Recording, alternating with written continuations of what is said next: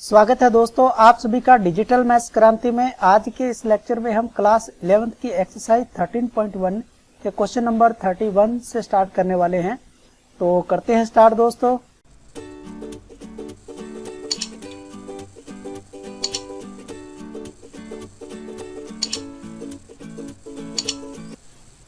Question number 31 में हमें दे रखा है दोस्तों कि यदि फलन fx limit x tends to 1 fx minus 2 upon x square minus 1 equal to pi हो तो उसको संतुष्ट करता है, तो limit x tend to 1 of fx का हमें मान प्राप्त करना है।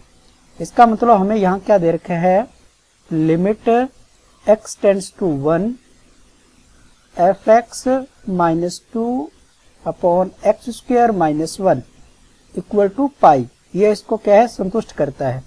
तो इस लिमिट को हम अंदर वाले जो हमारे फंक्शन है उसके साथ लगा लेते हैं। लिमिट x टेंड्स टू 1 और फंक्शन ऊपर वाले पार्ट के साथ लगाएंगे तो ये fx माइनस 2 हो जाएगा, और नीचे वाले के साथ लिखेंगे तो limit x tends to 1 x square minus 1 equal to pi. अब ये नीचे वाला जो पोर्शन है वो आपका इधर राइट साइड में जाकर के क्रॉस मल्टीप्लाई हो जाएगा।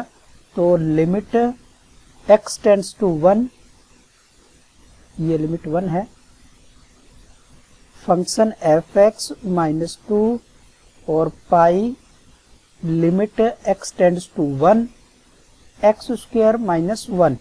इस प्रकार से ये हमारा जो लिमिट है हम उसको लिख देंगे, और इस लिमिट को हम अंदर भी अप्लाई करें तो लिमिट x टेंड्स टू 1 और function fx minus limit x tends to 1, यहाँ पे 2 है, और पाई यहाँ पे अगर हम x टेंड्स टू 1 की लिमिट रख दें तो 1 का स्क्वायर माइनस 1, इधर तो आपका पाई इंटू 0 आ जाएगा, यहाँ पे हमें 2 ही मिलने वाला है, और ये आपकी लिमिट है, limit x tends to 1 fx।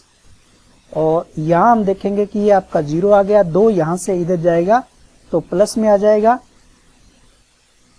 और यहाँ आपका रह जाएगा limit x tends to 1 of function fx, अर्थात limit x tends to 1 of function fx की वैल्यू हमें कितनी मिल गई, 2, और यही हमें निकालनी थी।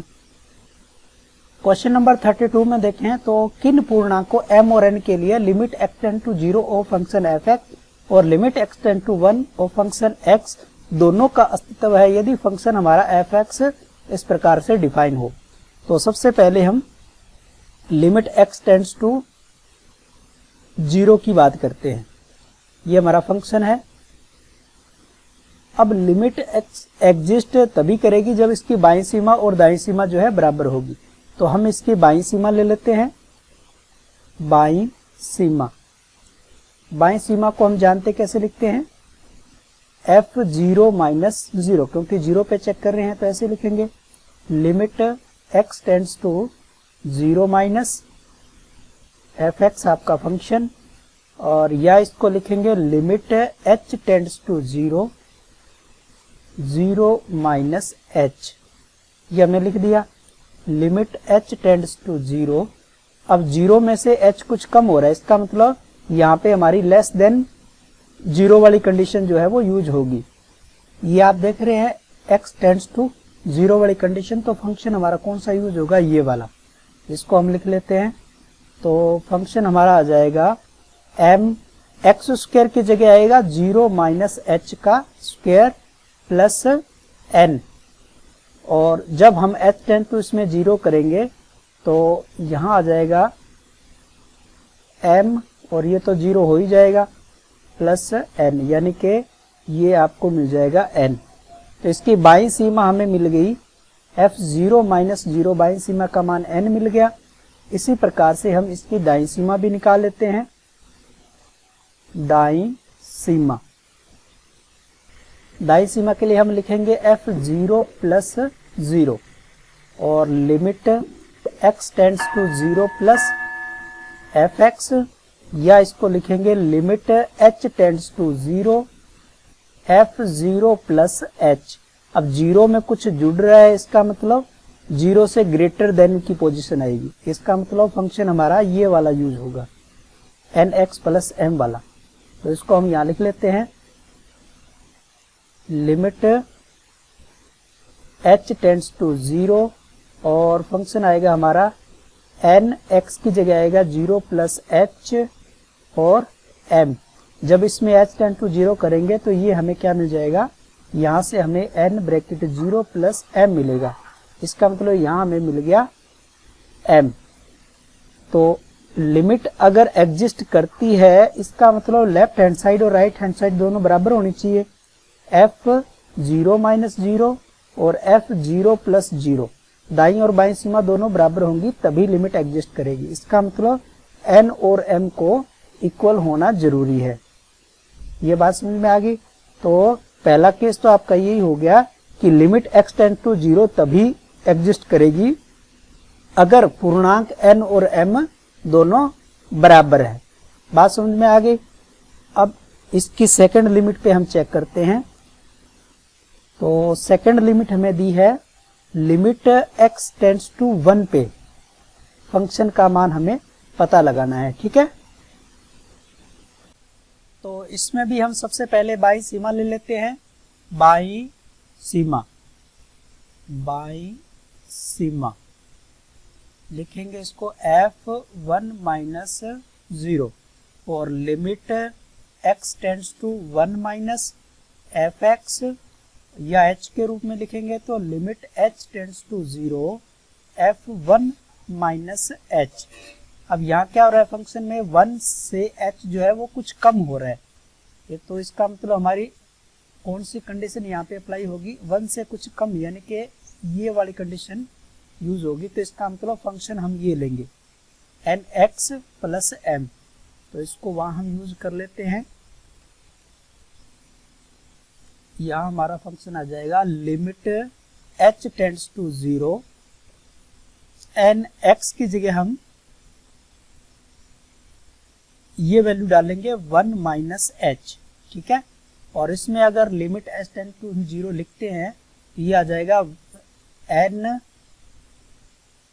ब्रैकेट 1 प्लस 0 प्लस m, यानी कि यहाँ से हमें n प्लस m मिल गया। तो यहाँ से हमें बाई सीमा जो आई हमारी 1 माइनस 0, उसका मान n प्लस m आ गया।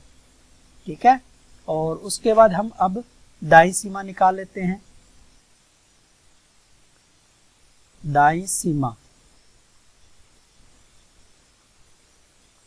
हमें निकालना है f1 प्लस 0।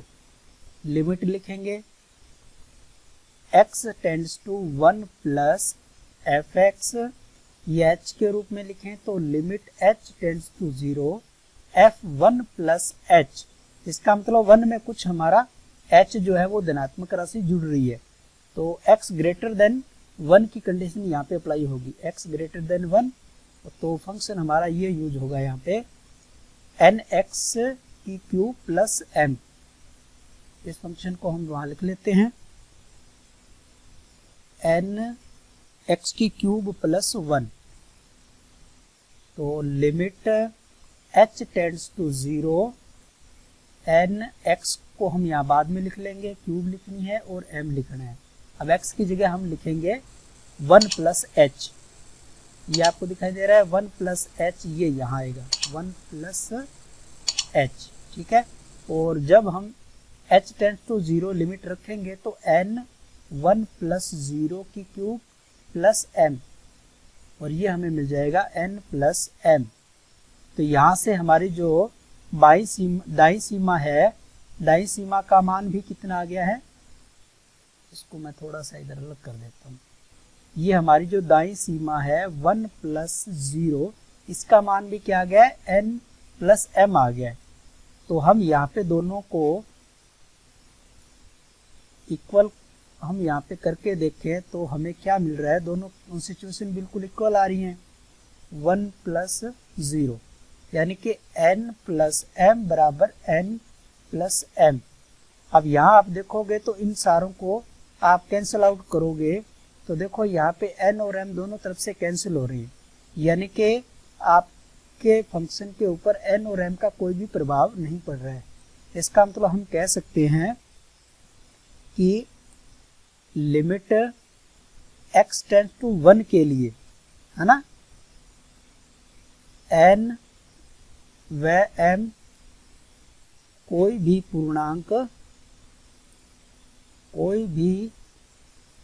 पूर्णांक